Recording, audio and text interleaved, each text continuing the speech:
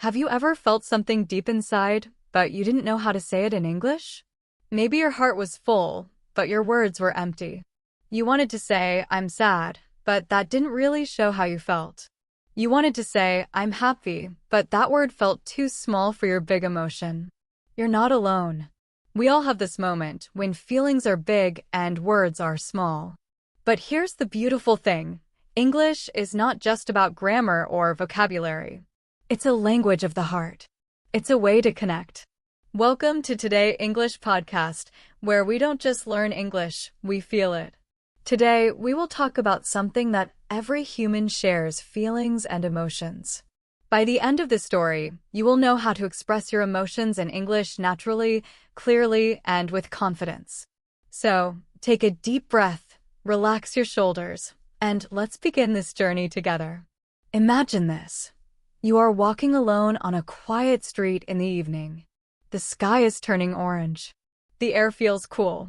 You hear your footsteps, 1, 2, 3.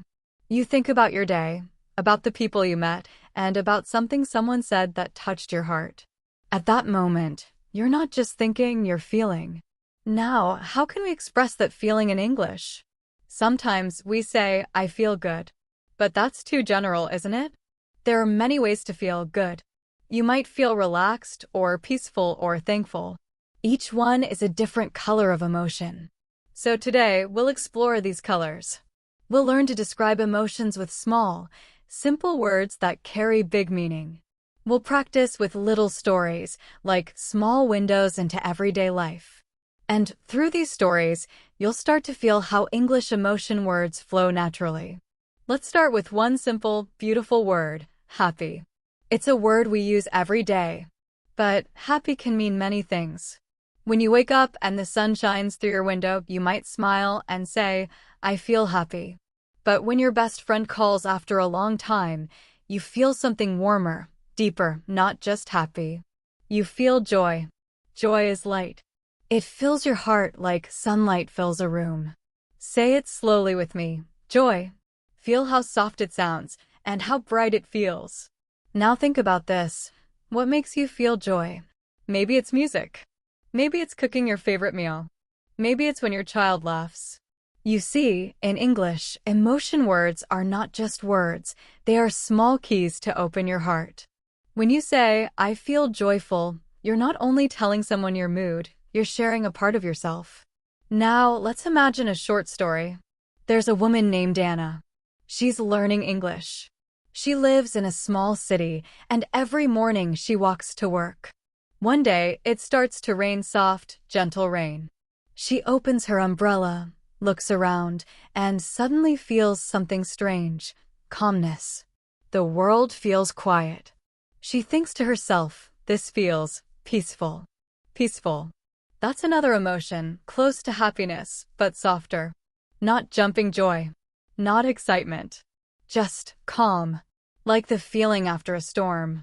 Try saying it. I feel peaceful. Again, slowly. I feel peaceful. Good. You see how it sounds like the feeling itself? Slow, quiet, smooth. Now, let's talk about another emotion: sadness. Sadness is something we all understand in any language. But in English, we have many ways to express it. We can say, "I'm sad." But we can also say, "I feel down." I feel blue. My heart feels heavy. Each one paints a picture. When you say, "I feel blue," people can almost see the color of your mood. When you say, "My heart feels heavy," they can feel your pain. This is how we make English more emotional, more human. Now imagine Anna again. The next day, she goes to work, and her friend doesn't talk to her. She feels something inside, maybe confusion, maybe worry. She sits at her desk and says quietly, "I feel a little down today." It's not a big sadness, just small and soft. That's how we can express it naturally. In English, emotions often come in shades, not just black or white.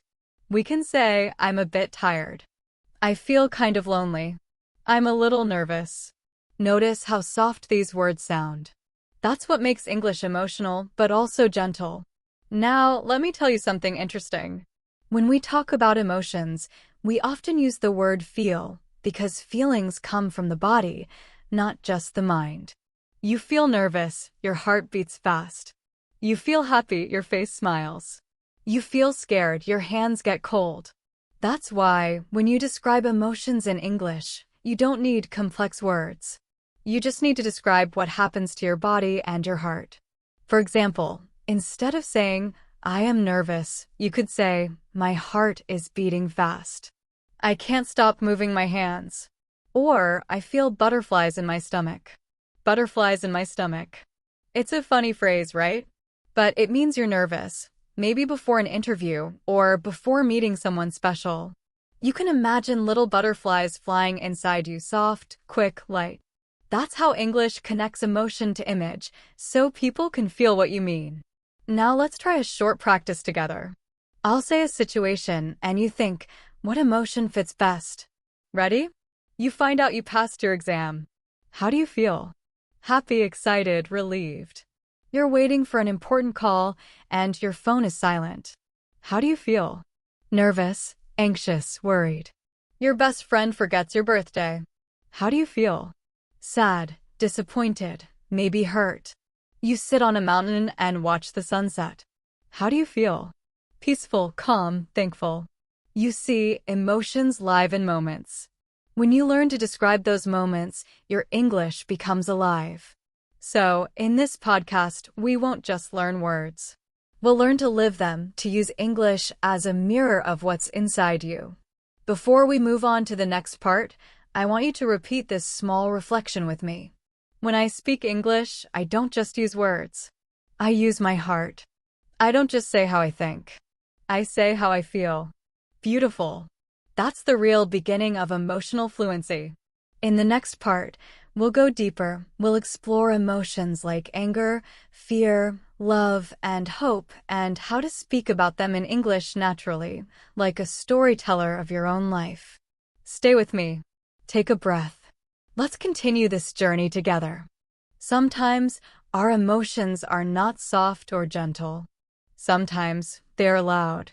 They move like a storm inside us. They change our face, our voice, even our breathing. These emotions are part of being human, and today, we'll learn how to express them in English. Let's start with one that everyone knows: anger. Have you ever felt angry? Of course you have. Maybe someone said something rude. Maybe life felt unfair. Maybe things just didn't go the way you wanted. In English, we can say simply, I'm angry. But just like happiness, anger has many shades. You can feel a little angry, annoyed, frustrated, mad, or furious. Each one means something a bit different. Let's imagine a small story to understand this. Tom works in an office. Every morning, he arrives early, makes coffee, and starts his computer. But one day, his boss gives him too much work. Emails, reports, calls, everything at once. Tom tries to do his best, but the boss keeps saying, faster, faster, faster. At first, Tom feels annoyed. That means a little angry, but not too much.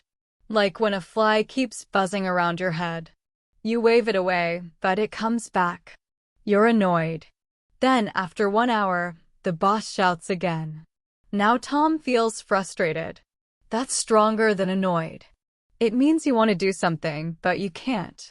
It's like pushing a door that doesn't open. You keep pushing, but nothing happens. That feeling is frustration. And finally, when the boss blames him for something he didn't do, Tom feels angry. His face gets hot. His hands shake. He wants to shout, but he can't. That's the full emotion, anger. Now listen to how these emotions move: annoyed, frustrated, angry. It's like the sound of thunder before the rain. But English has soft ways to express anger too, polite ways. You can say, I'm upset. I'm not happy about this. I'm a bit frustrated. I didn't like what happened. These sentences are emotional, but also calm. They help you express feelings clearly, without shouting. That's emotional control, the art of staying calm while being honest. Now, let's pause for a moment. Think about a time when you were angry, but you couldn't say it in English. How would you describe it now? Maybe you could say, I was upset because I didn't feel heard. I felt frustrated because things didn't go as planned. I felt angry because it was unfair. Each sentence gives your feeling a voice. And when your feelings have words, they become lighter, easier to carry. Now, let's move from anger to another strong emotion, fear. Fear is powerful. It protects us, but it can also control us. And in English, we have many gentle ways to describe it. We can say, I'm scared. That's the simple form. But we can also say, I'm afraid. I'm nervous. I'm worried. Or, I'm terrified. Each one paints a different picture. Let's meet another small story, a young man named Leo. Leo has just moved to a new city for his studies. It's his first day at the university. He walks into a big classroom full of people he doesn't know. Everyone is speaking fast English. He feels his heart beating faster. His hands are cold. He wants to say hello, but his voice hides. At that moment, Leo is nervous. It's not big fear, it's small, quiet fear. But it still feels strong. Later that night, Leo has to give a small presentation. He stands in front of the class. Everyone looks at him. His mind goes blank. That's when he feels scared. Maybe even terrified. Now, how can he express it later? He might say, I was so nervous before the presentation. I felt scared when everyone looked at me. I was terrified to speak in front of so many people. Each one sounds natural and clear. And notice, we use past tense here because we talk about something that already happened. So, I felt nervous, I was scared, I was terrified. You can also describe your body when you talk about fear. That makes your English sound more real and alive. You can say, my heart was racing. My hands were shaking. I couldn't breathe. I froze. Froze means you couldn't move because you were so scared. It's a strong, dramatic word, but very natural in English. Now, let's practice with a few examples. You're walking alone at night, and you hear footsteps behind you. How do you feel? Scared, afraid, nervous. You're about to take a big exam, and your stomach hurts a little. How do you feel? Nervous, worried. You're on an airplane, and it starts to shake. How do you feel? Scared, anxious, terrified. Perfect. Now you're not just learning words, you're learning moments. And here's something beautiful. Sometimes, fear and excitement feel almost the same in your body. Your heart beats fast. Your hands shake. You breathe quickly. But your mind decides what it is, fear or excitement. So next time you feel scared before speaking English, tell yourself this: I'm not scared. I'm excited.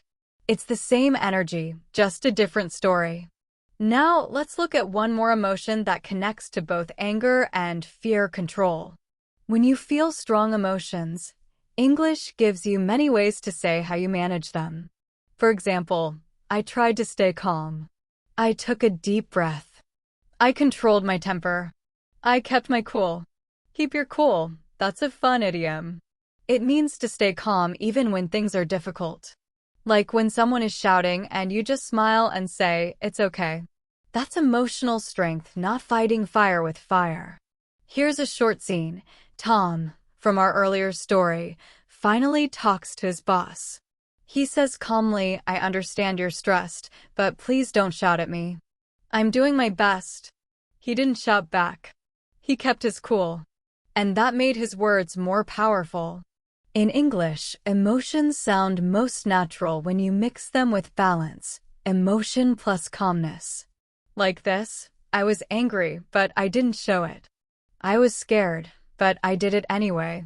I was nervous, but I took a deep breath and started.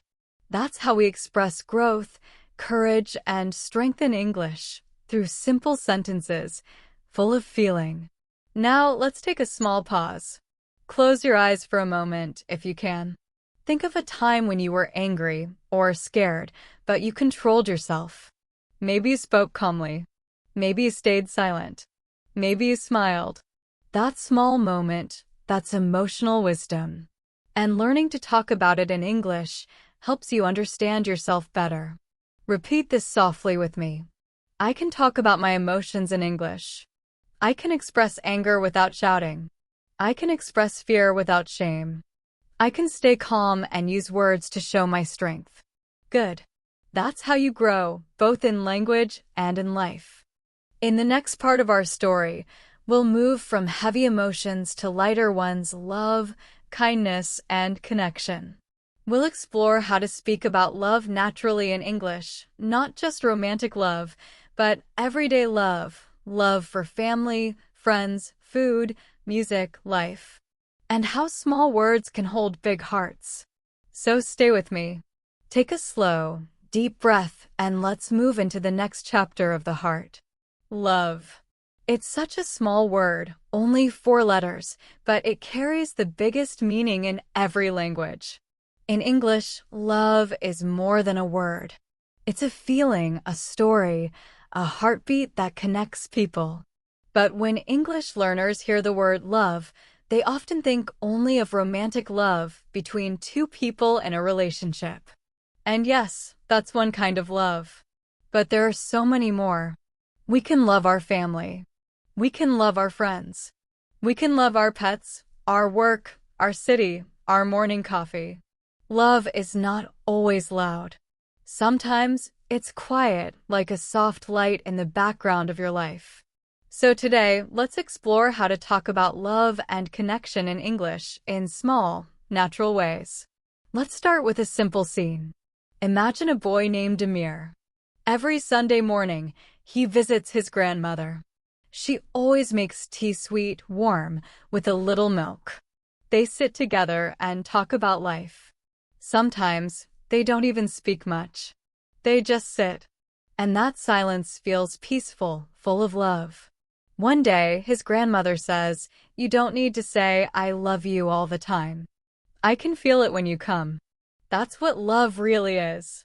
It's not only what you say, it's what you do. In English, we can express this kind of love with many small, simple sentences. You can say, "I care about you. You mean a lot to me. I'm happy when I'm with you. I appreciate you. I feel close to you." Each of these sentences is warm and natural.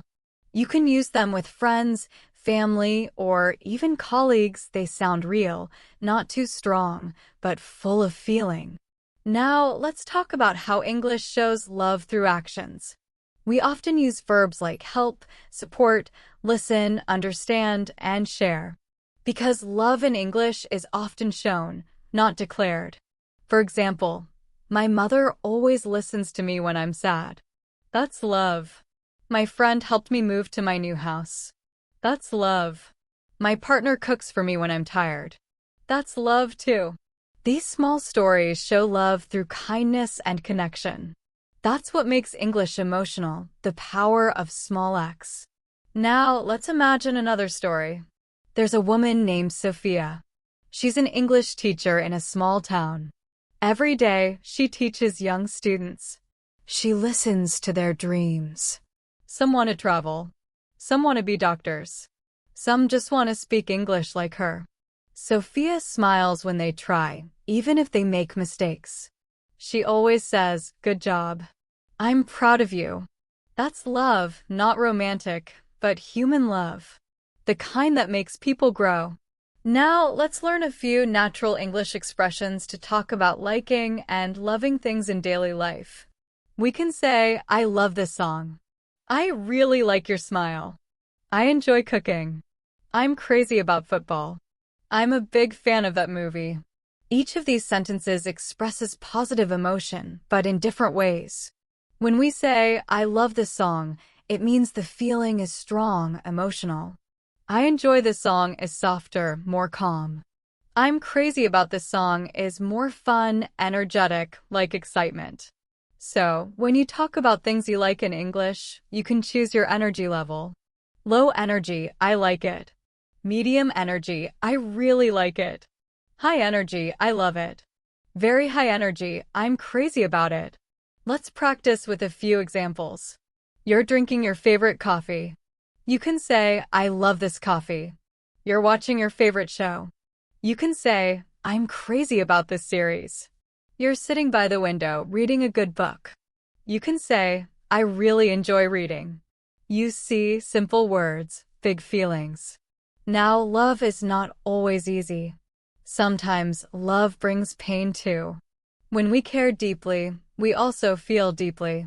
And English gives us ways to talk about that side of love too, gently. You can say, I miss you. That's one of the most emotional sentences in English. Just 3 words, but so full of heart. When you say, I miss you, you're saying, my heart feels your absence. You can also say, I think about you. I wish you were here. Or, I'm lonely without you. These sentences are full of quiet emotion, the kind that touches people. Let's listen to a little story about this. Amir, the boy who used to visit his grandmother, one day, he moves to another city for work. He calls her every Sunday now, but it's not the same.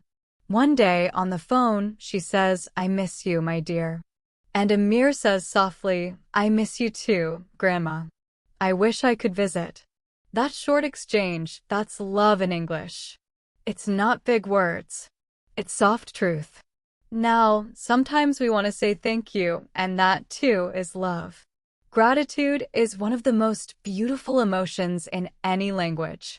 In English, we can say, thank you. I'm grateful. I really appreciate it.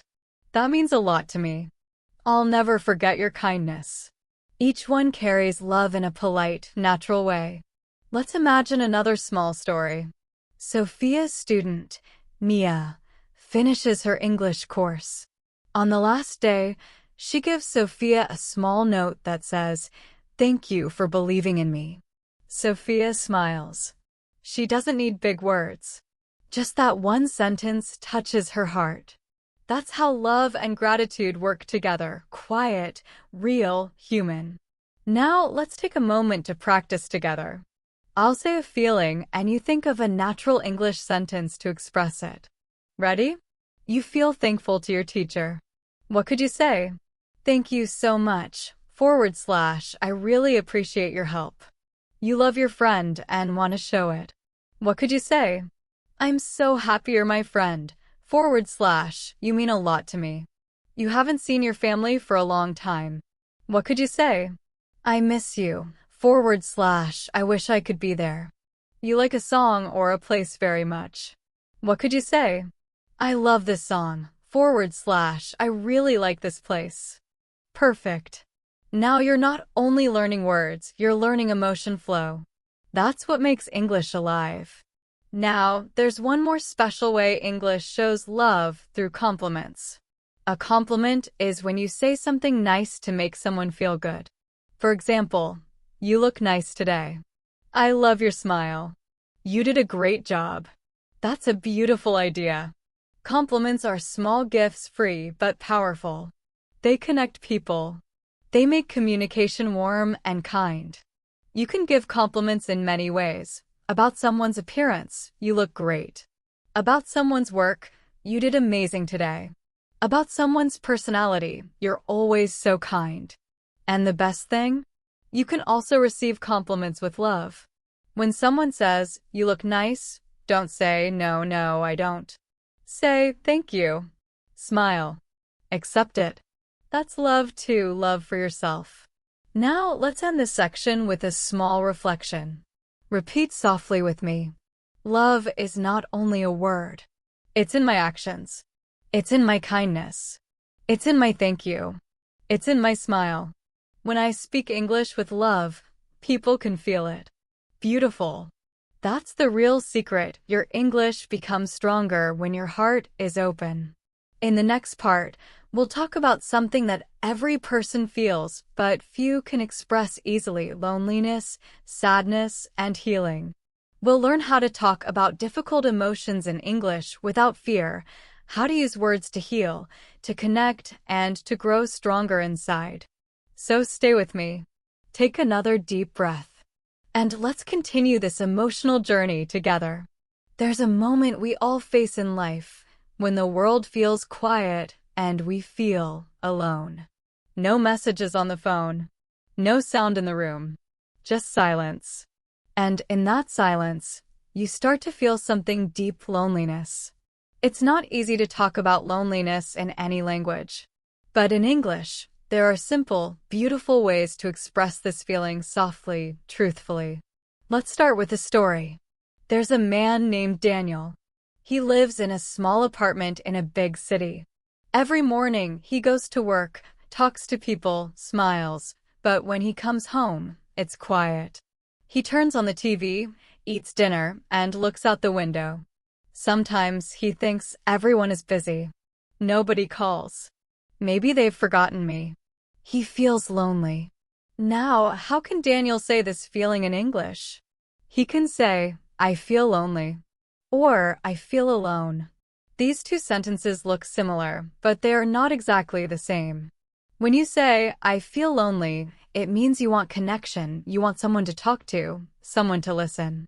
When you say, I feel alone, it means you are by yourself, but maybe you're okay with that. Lonely is emotional. Alone is just a fact. So, Daniel could say, I live alone, and sometimes I feel lonely. That's natural English, full of meaning and emotion. Now, let's listen to what happens next. One day, Daniel decides to join an evening English class, just to meet people. The first time, he's nervous. But after a few weeks, he starts to talk, laugh, share stories. And slowly, something changes. He still lives alone, but he doesn't feel alone anymore. That's the magic of connection. It turns loneliness into light. In English, we can express this change with gentle words. I feel better now. I don't feel so lonely anymore. I've made new friends.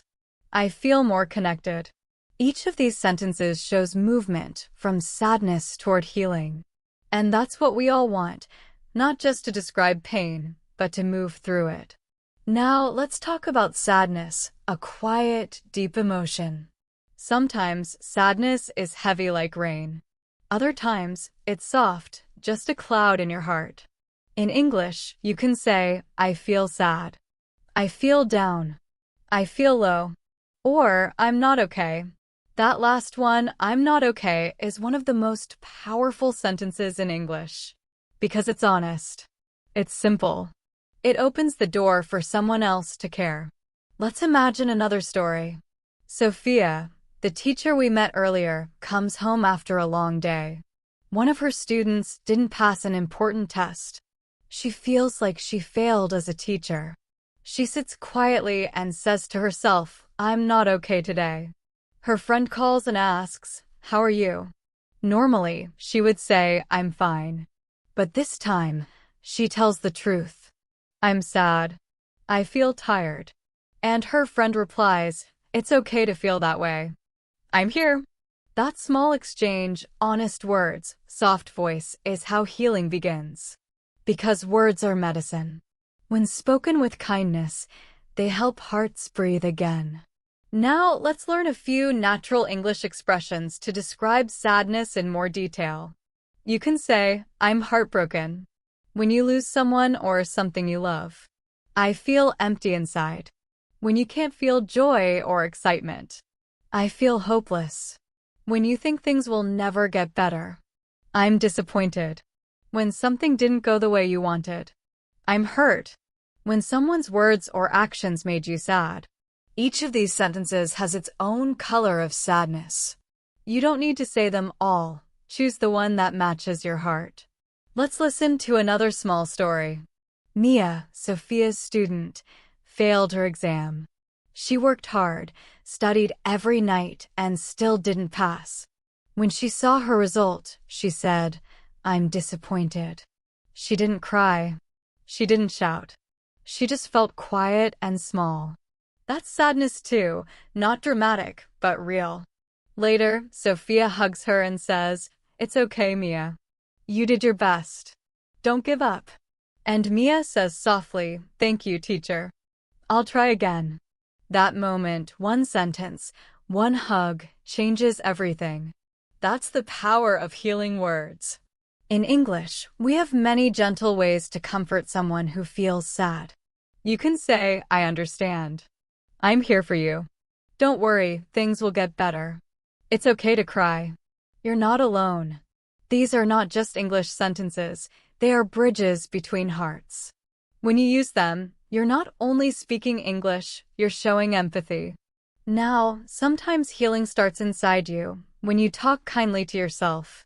You can say, it's okay to feel sad. I'll be okay. I'm doing my best. I'm strong enough to handle this. These are small, powerful sentences you can say quietly to yourself, in English or in your heart's language. They remind you that feelings are visitors, they come and go. Sadness, loneliness, fear, they all pass like clouds in the sky. You don't need to push them away. You just need to name them, breathe through them, and let them go. Now, let's do a small reflection practice. I'll say a few sentences, and you can repeat them softly after me. I feel lonely sometimes, but I know I'm not alone. I feel sad sometimes, but I know sadness doesn't stay forever. I can use English to share my feelings. I can use English to heal. Good. You're not just learning English, you're learning emotional truth. Now, let's talk about how people comfort each other in English conversations. When someone tells you, I'm sad, you don't need to say a lot. Sometimes silence is enough. Sometimes just saying, I understand or I'm here for you means everything. Here's a short example. A, I've been feeling down lately. B, I'm sorry to hear that. Do you want to talk about it? That's a natural English way to open your heart to someone else. You're not fixing their problem. You're giving them space, and that's real kindness. Now imagine Daniel again, sitting by his window. But this time, he opens his phone, joins his English class online, and smiles when he sees familiar faces. He says, Hi, everyone. I missed you. And someone says back, We missed you too, Daniel. And just like that, a small light shines through his loneliness. That's the power of words. Simple English sentences can bring connection, comfort, and peace. Before we end this section, let's take one slow, deep breath together. And then repeat these small healing sentences. It's okay to feel. It's okay to rest. It's okay to start again. I am learning to speak not only English, but my heart. Beautiful. In the next part, we'll move to something bright, hope, motivation, and the courage to keep going. We'll learn how to speak about your dreams and emotions in English with confidence, how to use words that lift your spirit and inspire others too. So take a moment, smile softly, and let's continue together. When everything feels dark, when the road seems long, there is one small light that never really goes out. It's called hope. Hope is not always loud. Sometimes it's a whisper, a soft voice that says, don't give up. Keep going. In English, we talk about hope in many ways. We say things like, I believe things will get better. I'm looking forward to tomorrow. I haven't given up. I still have hope. Each of these sentences carries power, not from big words, but from quiet strength. Let's begin with a small story. There's a young woman named Layla. She has always dreamed of becoming a nurse. She loves helping people, taking care of them, seeing them smile again. But English has always been difficult for her. She studies hard, but the words sometimes disappear when she needs them most. One night, she sits by her desk, books open, tears in her eyes. She feels tired, ready to stop.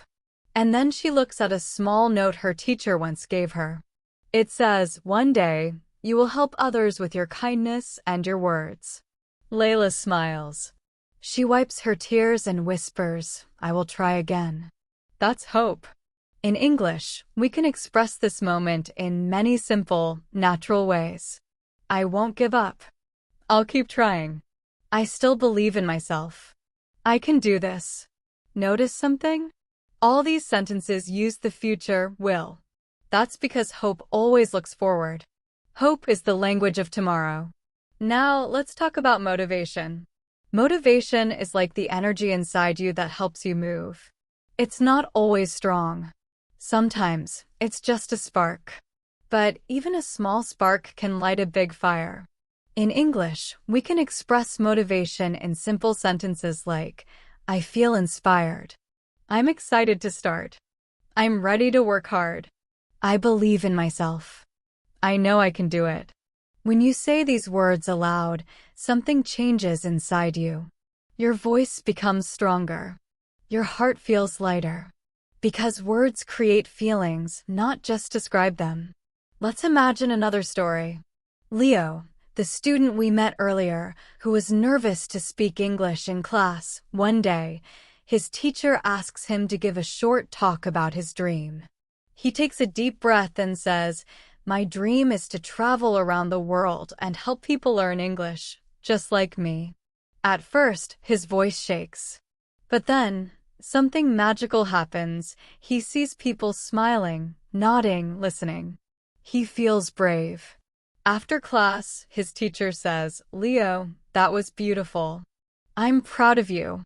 And Leo says softly, Thank you. I was scared, but I did it. That's motivation. Doing something even when you're afraid because your dream is bigger than your fear. Now, let's learn how to talk about dreams in English. You can say, My dream is to be a teacher. I want to start my own business. I hope to visit another country. I'd love to learn to play the guitar. I wish I could speak English fluently.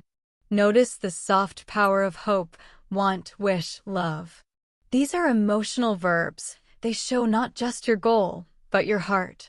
When you talk about your dreams, it's okay if they feel far away. You can still speak about them like they are possible. Because when you give your dreams words, they start to take shape. Here's a small exercise you can do right now. Close your eyes for a moment. Think about one dream you have, something that makes your heart warm. It can be big or small. Maybe you want to learn something new. Maybe you want to help someone. Maybe you want to find peace. Now say this softly in English. My dream is to underscore dot. Whisper it to yourself. Good. Now add, I believe I can make it happen. Beautiful. That's hope speaking through your English voice. Now let's look at how people encourage each other in English, how we give hope to others. When a friend feels tired or sad, we can say, Don't give up. You can do it. I believe in you. Keep going. I'm proud of you. These short sentences can change someone's day. You don't need long words to give strength. You just need sincerity. Let's imagine a short moment. Mia, Sophia's student, is nervous before her second exam. She says, I don't think I can pass this time either. Sophia smiles and says, You can. You've learned so much. Just do your best. And Mia takes a deep breath and says, Okay, I'll try. That's hope, simple, real, human. Now, sometimes we talk about motivation for ourselves. When you feel tired or unmotivated, English gives you soft, encouraging sentences you can say to yourself. You can whisper, one step at a time. I'm doing my best. I'm learning every day. I've come a long way. I'm proud of myself. Try saying one of these right now. Go ahead, choose one. Say it slowly. Feel it in your body. Words are powerful because your voice gives them life. Now, let's connect hope to time, how we speak about the future in English with emotion. We can say, I will, to show confidence. I hope I'll, to show gentle belief. I wish I could, to show longing. I'm going to show decision. Each one has a different emotional sound. I will is strong, it means you believe in yourself. I hope is soft, it means you trust the future. I wish is tender, it means your heart is dreaming. Here's a little dialogue. A. Do you think you'll ever speak English fluently? B. I hope so. I'm practicing every day. Simple. Real. Full of life. And when you say it, you're already closer to it. Now let's practice together again. this time for motivation and hope. I'll say a sentence. You repeat it softly after me. I believe in myself. I can do this. I'm learning and growing. My dreams are important. I will keep going. I won't give up. I'm proud of how far I've come. Good. That's the language of hope, clear, slow, strong. Now, let's bring in one more emotion, faith. Not just religious faith, but emotional faith, the quiet belief that good things will come. In English, you can say, I trust that things will work out. I believe everything happens for a reason. I know something good is waiting for me. These are the sentences that help people stay calm when life feels uncertain. They are like small candles that keep burning even when the wind blows. Let's return to Layla for a moment. Months later, after many nights of study, she finally passes her nursing exam. When she sees her result, she cries not from sadness, but from relief. She says, I did it. Her teacher smiles and says, I told you. You never gave up. And Layla says, thank you for believing in me. That moment, two people, two sentences, is what hope looks like in English. Short words, deep meaning. Now, before we move to the next part, let's take one more gentle reflection together. Repeat softly after me. I'm learning to express my feelings in English. I can talk about sadness and still find hope. I can dream in English. I can speak my dreams aloud. My voice is growing stronger every day. Beautiful. You're doing something powerful. You're learning not just a language, but a way of feeling, of believing, of connecting. Have you ever had a friend tell you something sad and you didn't know what to say? Maybe you wanted to help, but words didn't come. You just sat there quiet, feeling their pain but not knowing how to show it. That quiet feeling, that gentle wish to understand, that's the beginning of empathy. Empathy means feeling with someone, not just hearing their words, but feeling what they feel. It's when your heart listens too. In English, empathy is one of the most beautiful emotions we can express. Because when you learn to say kind, careful, listening words, you start to build real connections, the kind that make people feel safe and understood. Let's begin with a simple story. There's a boy named Adam. He's usually cheerful and friendly.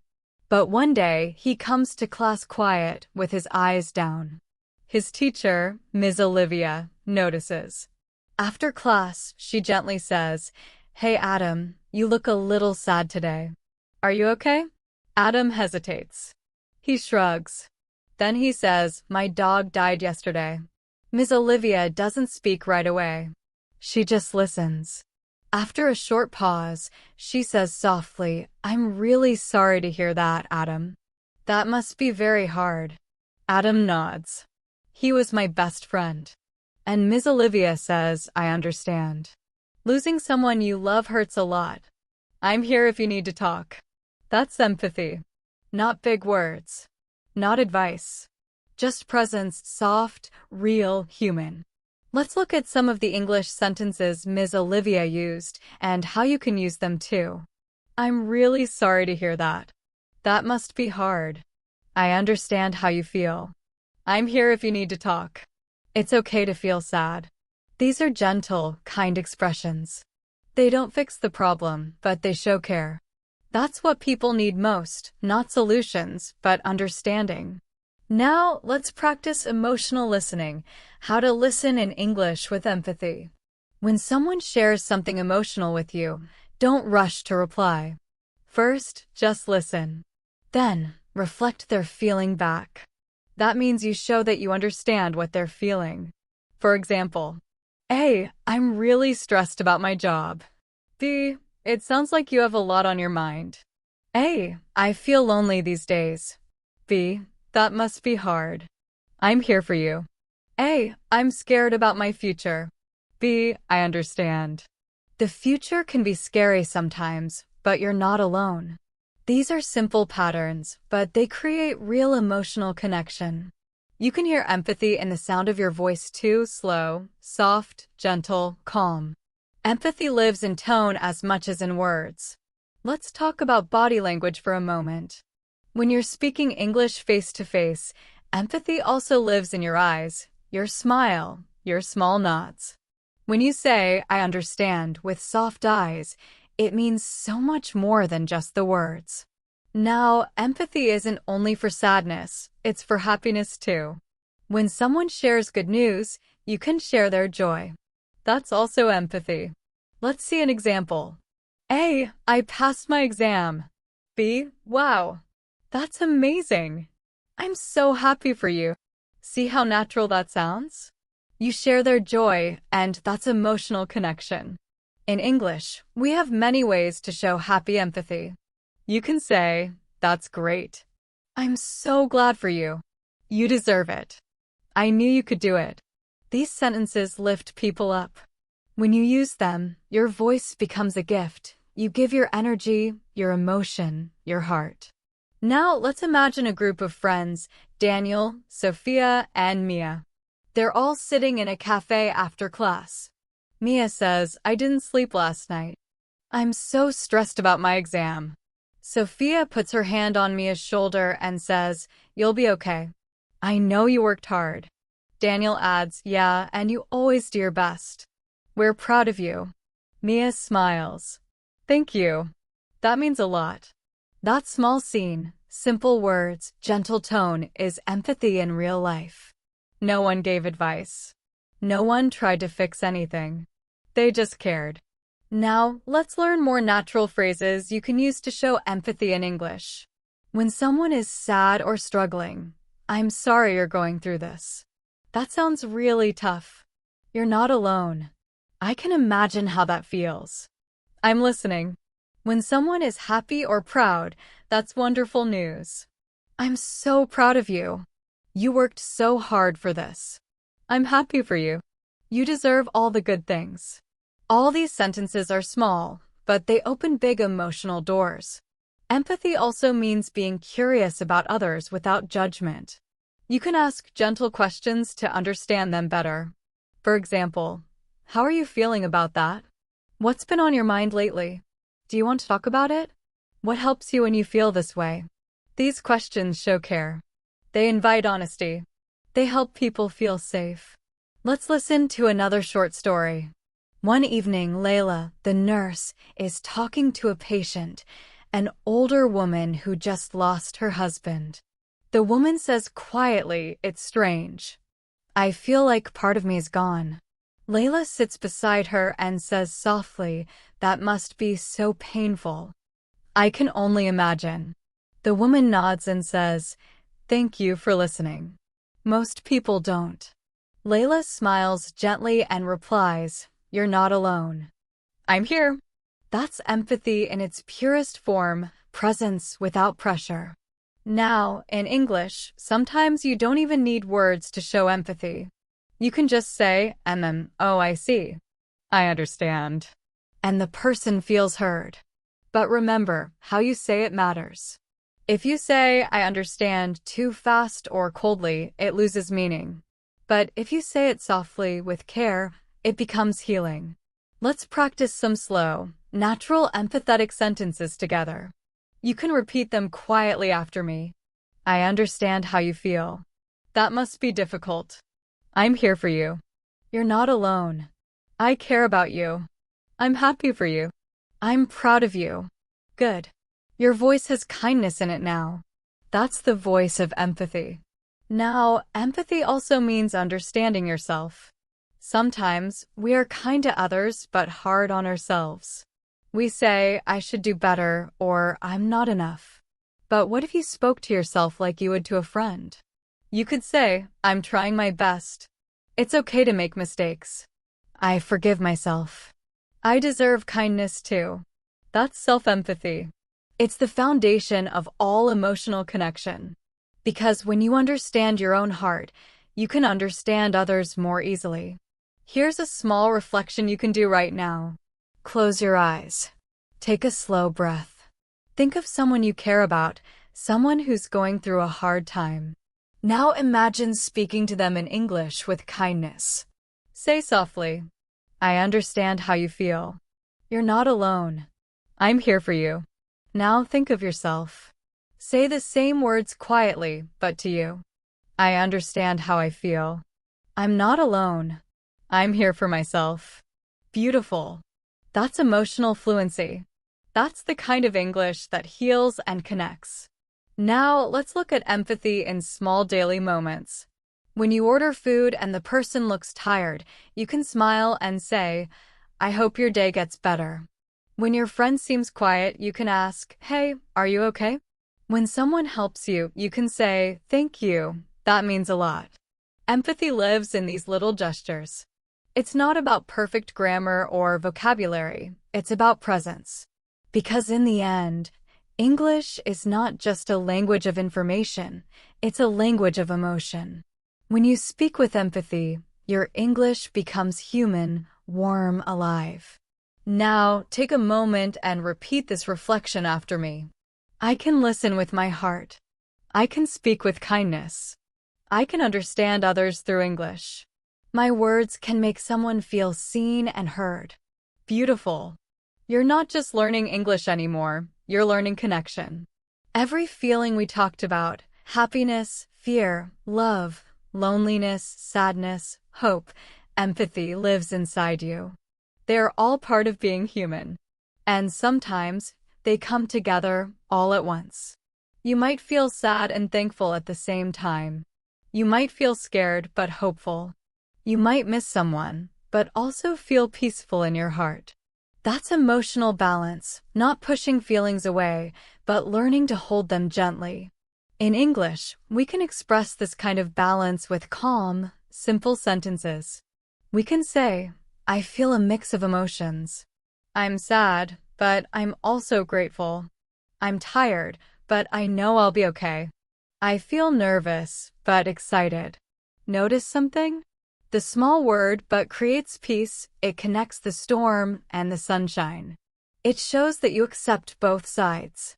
You are not fighting your feelings, you're understanding them. Let's begin with a story. It's the last day of class for Sophia and her students, Daniel, Mia, Leo, and Layla. They're all sitting together in a circle, sharing what they've learned. There's laughter, but also a little sadness. Sophia looks around and says softly, I'm so proud of all of you. You worked hard. You learned not only English words, but how to share your hearts. Mia smiles. I feel happy, but I also feel sad that it's ending. Daniel nods. Yeah, I'll miss this class. Layla says, I feel thankful. I never thought I could speak like this. And Leo says quietly, I'm proud of myself. I was so shy before, but now I can speak with confidence. Sophia smiles and says, that's the beauty of learning. It changes us, even when we don't notice. That scene is full of emotional balance, joy, and sadness living together peacefully. In English, we can describe these soft, balanced feelings with gentle sentences like, I'm thankful for this moment. I'm at peace with what happened. I feel calm inside. I've accepted it. I'm learning to let go. These are words of maturity, not of pain or fear, but of understanding. Now, let's talk about letting go, one of the hardest and most peaceful emotions. Letting go doesn't mean you forget. It means you stop fighting. You stop holding on to what you can't change.